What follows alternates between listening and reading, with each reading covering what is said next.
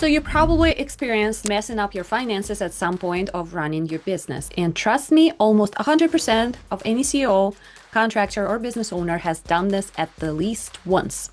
But since you're here and you're checking out this video, then this means you're looking for a solution. And you're about to get one. You don't need to stress. You're not alone, and more importantly, you can fix it. Maybe you've had unexpected costs pile up, cash flow might be feeling impossible to manage, or you just haven't had a solid budget in place, or you've been budgeting all wrong. Whatever the case is, today I'm going to walk you through a step-by-step plan to recover your budget, rebuild your cash reserves, and regain control over your finances. So by the end of this video, you'll have a clear roadmap to make your business financially strong again.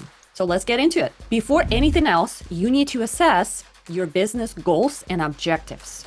Most times people just look at the immediate, the band-aid fixes. But what business owners like yourself need to do before diving into your budget is to take a step back and look at the bigger picture, your business goals. This will help you guide your budgeting decisions to make you building towards something meaningful and intentional. What this step means? This step is about identifying what you want your business to achieve in both short and long term. Why is it important? Your budget should support your growth, efficiency, and profitability, not just track your expenses. What to consider? Expansion plans, equipment purchases, hiring and staffing needs, profit margin goals, aligning budgets with your business strategy. The pro tip here is set your profit goals first, then work backwards to build a budget that ensures that those numbers are met. I'd like to call this reverse engineering your goals, where you have a clear picture of what you want when you work your way backwards. So before you make a plan, you need to get a clear picture of where things stand. No stress, no guilt, just facts.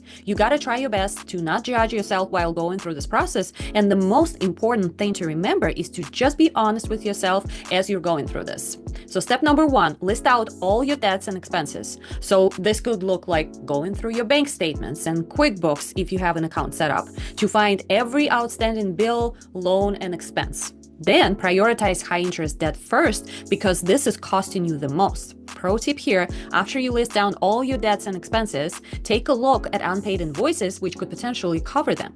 I created a video on how to run aging accounts receivable reports, and you can view this video in the link in the description. The great thing about running this report is to see exactly who still owes you money. So before you get another loan or panic, run this report first. Step two, identify your spending patterns.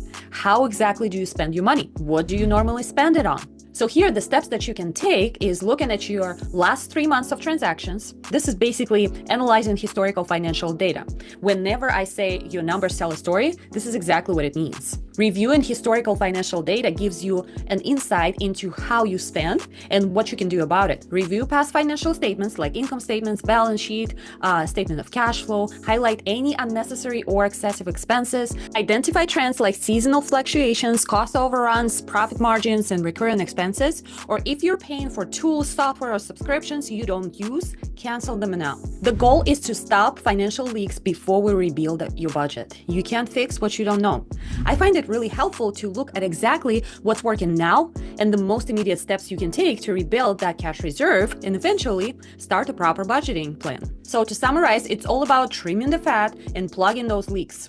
Sounds simple? Well, it actually is. The most difficult part is actually admitting that something needs to be done. Money is actually bleeding out and that you need to fix it. Trust me, I find a lot of people are in denial about their situation and refuse to take this first step. So if you're watching this right now, you're on the right track. Okay, now that you've got your basic information on hand, how you're spending money, where your money is going, and how much money you can actually collect at the moment, you can create a simple budget that gets you back on track. No fluff and nothing too complicated. These steps are just what actually works for contractors. Step number one, set an emergency savings goal. I put this as a first step because this is one thing that most contractors forget to budget for. So what happens, they reach into their business accounts straight away whenever an emergency arises, whether it's an unexpected cost in business or worse, their personal finances take a hit. So if you're starting from zero, aim to save 1 month's worth of business expenses into this budgeting bucket. This is your safety net. Build it up first so you no longer have to scramble when unexpected costs hit. Step number two, reduce fixed costs. Next is to control what you can, which are your fixed costs. Don't forget about overhead costs like Office rent, utilities, marketing, legal fees, accounting, your software, your insurance, equipment leases. These are actual costs you could definitely control because guess what? You can pause, cancel, renegotiate, or cut anything out, either temporary or permanently. And the best part, you can actually ask. If you notice that your rent keeps increasing, but you're always paid in full, you could potentially negotiate lower terms or better terms in exchange for being a good payer. There's nothing wrong with asking and negotiating. You'll never know until you ask. Step 3, plan for consistent cash flow. A budget only works if you have steady cash flow to cover expenses, because to put it quite simple, what exactly can you budget if you don't have money coming in, right? So make sure you're tracking when money is coming in versus when bills are due. This way you have a preventative, proactive mindset versus a reactive one. Use tools like QuickBooks Online Cash Flow Planner to predict upcoming gaps. The more you can automate or use tech for these kinds of things, the better. We want to focus on removing human error in the equation as much as possible. And finally, if cash flow is inconsistent, consider offering payment plans or milestone invoicing to even it out. A solid recovery budget isn't about cutting costs. It's about structuring your income so you're never caught off guard. Step number 4, build the actual budget. Now that you have a game plan, you can start building the actual budget. Use budgeting software like QuickBooks, or if you're still an Excel type of guy, spreadsheets will do too. Although I highly recommend switching to something more automated, as spreadsheets aren't automated for the most part and can still experience mistakes along the way. Create separate budgets for company operations and individual projects. Your business budget, also known as what keeps the lights on, covers everything it takes to run your company, even if you don't have current active projects at the moment. So this would include your office rent, mortgage, internet, phone, utilities, software like QBO, maybe estimating tools, project management software, marketing and advertising, insurance, your admin salaries. So how do you build the budget that actually works? Most contractors don't budget the right way. They just track income and expenses, but a real budget breaks everything down so you can see exactly where your money is going. Here's how to do it in the right way. Revenue. This is all the money you're bringing in from jobs, change orders, any extra services. Track it per job and as an overall business number, so you know your cash flow. Another thing is direct costs, right? Costs of doing the job. These are the expenses tied directly to each project, stuff you wouldn't spend on if you didn't have a job. Crew wages, subcontractor fees, equipment rental, supplies and materials, maybe job site utilities. Then you got to account for indirect costs, right? The hidden job costs. These expenses support your projects, but don't belong to just one job.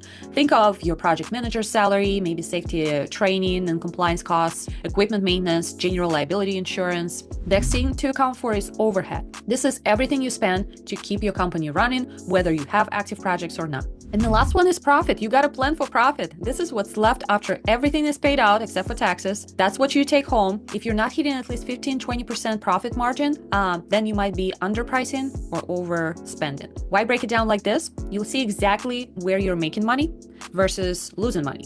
It helps you price your jobs properly because most contractors undercharge by forgetting overhead or indirect costs, and it stops you from guessing if you're profitable. You'll actually know, you'll see your numbers. You also need to plan for delays. Not one client or project is the same, so you need to account for slow client payments, project delays, and retainage holdbacks in your budget. Again, it's all about tackling these potential issues proactively, rather than reacting to them or waiting for the other shoe to drop. It's best to have a buffer plan to avoid cash shortages, like setting aside a percentage of your income to the account for these delays and holdbacks. And the one thing contractors actually have to do so they stop struggling financially?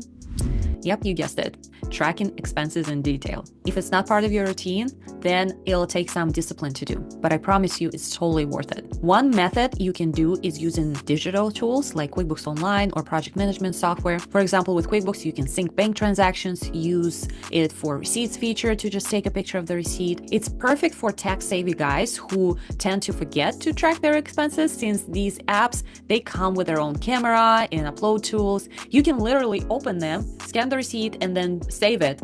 And on the go contractors, most of these apps have their own mobile apps, so you can literally track everything live.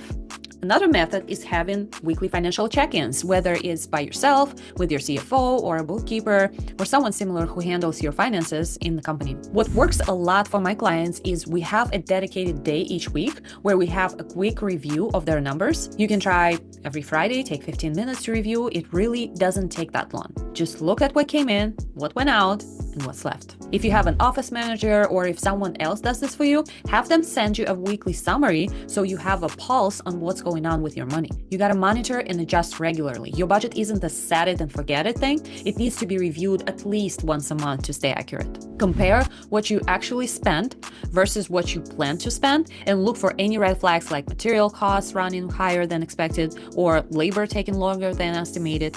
If you notice consistent discrepancies, dig into the why. Are the supplies raising prices? Are jobs taking longer? Use this data to adjust future projections, refine job estimates, improve cash flow planning so your business actually stays profitable no matter the market conditions. The most successful contractors are the ones who check their numbers consistently, even when things are going well. Look, if your business finances have been messy, that doesn't mean it has to stay that way. I get it, life happens, and not every season in business is all rainbows and butterflies. Every contractor and business owner, for that matter, runs into financial challenges. The key is taking action to fix them. If you found this helpful, subscribe for more construction business tips. Thank you for watching, and I'll see you in the next one.